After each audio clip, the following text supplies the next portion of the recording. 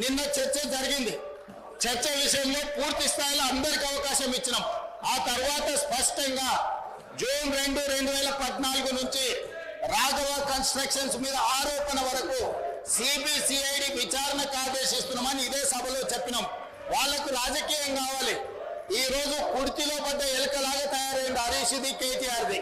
ఎందుకంటే వేల కోట్ల రూపాయలు కొల్లగొట్టి మొత్తం ఇసుకను పిండి తాయిలం తీసి ఇవాళ వేల కోట్ల రూపాయలకు అధిపతులుగా మారారు.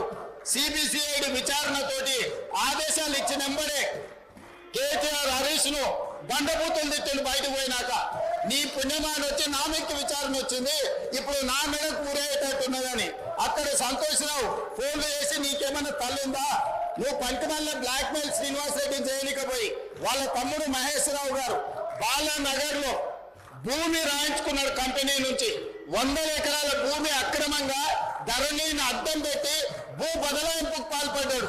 దాని మీద కలెక్టర్ రిపోర్టు శ్రీనివాస్ రెడ్డి అడిగితే శ్రీనివాస్ రెడ్డి గారికి విజ్ఞప్తి చేసిండు. మా తమ్ముడు స్వయంగా ఉన్నాడు, మా మామ హనుమంతరావు ఉన్నాడు ఇందులో, దాంట్లో సహకరించమని. శ్రీనివాస్ రెడ్డి గారు అది కుదరదు, ముఖ్యమంత్రి గారు చెప్పిండ్రు, దీని మీద నివేదిక వేస్తున్నామని చెప్తే అప్పటి నుంచి శ్రీనివాస్ రెడ్డి గారిని